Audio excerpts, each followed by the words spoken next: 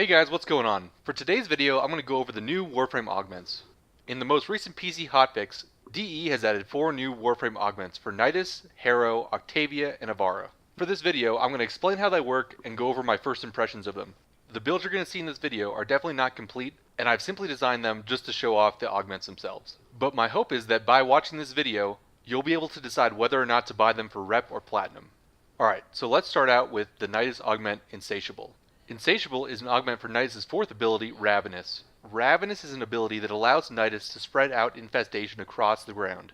This works in an area of effect based on your ability range, and while standing inside of it, you and your allies will regenerate health. If you want to learn more about Ravenous itself, I'd encourage you to check the links in the description. But for this, we're going to focus on Insatiable, which, while Nidus is standing inside of his Ravenous infestation, he has an extra 60% chance of generating an additional mutagen stack.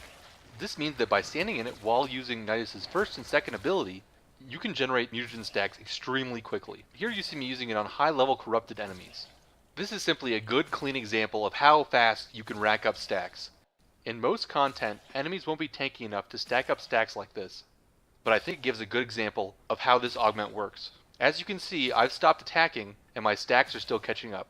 At this point, I'm not sure that if you've already attacked enough for max stacks, it'll count you at being at 100, even while the UI is catching up. But I'm sure the community will figure out how this works soon. In my opinion, this augment's really good for tackling shorter missions where generating lots of stacks is more difficult. And from my testing, even casting it and then killing one group of enemies is an effective way to generate lots of stacks. And when I went to test this, I definitely noticed that playing with teammates is getting your stacks a little more difficult, simply because they kill the enemies quite often. This reminds me a lot of how Sarin works, where you want the enemies to live as long as possible to ensure you get as much power as you can, and having teammates that kill enemies can be a little inconvenient. For this video I was using this Nidus build. This is definitely not going to be my final build for this augment, as I haven't really tested enough to have a final opinion on it, but it worked okay for me. The next augment I want to go over is the Harrow augment Warding Thruible for his 3rd ability. Warding Thruible gives allies in range 40% damage reduction, and every time you or your allies get hit, you gain additional energy towards your final charge.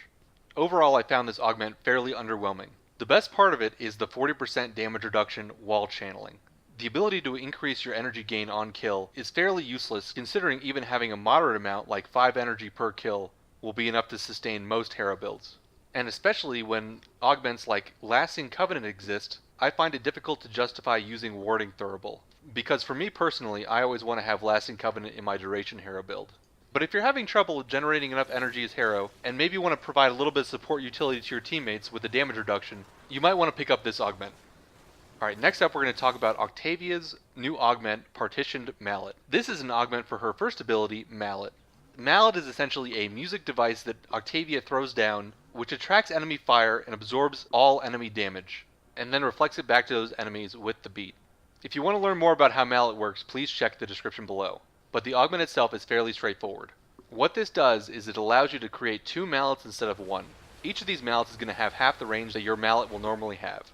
Overall, I'd say this is a pretty decent augment for an ability. It doesn't make it crazy strong, but it does add some good utility. And because you can lay 2 down, one of the mallets can be picked up by your resonator, and the other can be placed somewhere else if you want. Hopefully this gives you guys an idea of how the augment works. Mallet's already one of the strongest abilities in the game, and this just gives it more utility. And lastly, Ivara's augment, Empowered Quiver. Empowered Quiver augments 2 of Ivara's Quiver arrows to give additional effects. The first is the Dash Wire, which, while allies are on it, gives 100% extra crit damage. The second is Cloak Arrow, which now gives 100% chance to prevent status effects. Overall, I'd say this augment is not super practical, considering to get the extra crit damage, you need to be standing on one of Ivara's wires, which is not always the most comfortable position to target enemies from. The second effect of preventing status effects only applies to single application effects, and does not prevent any of the damage, meaning that if you're near an aura like an Eximus, you'll still be affected by that aura. However, the one use I can think of off the top of my head is to prevent magnetic procs during the Eidolon fight. This is useful, I guess, if you don't have any arcane nullifiers.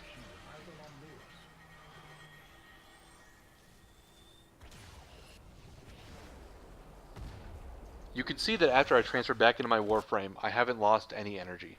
But that's going to do it for this video. I hope you guys have found this helpful in understanding the new augments. Overall, I'd say that these augments are pretty decent, but not fantastic. And I'm kind of hoping for another Ivara augment for her Quiver that can affect her other arrows. That's going to do it for me today. If you guys found this helpful, I'd appreciate it if you leave a like and subscribe for future content.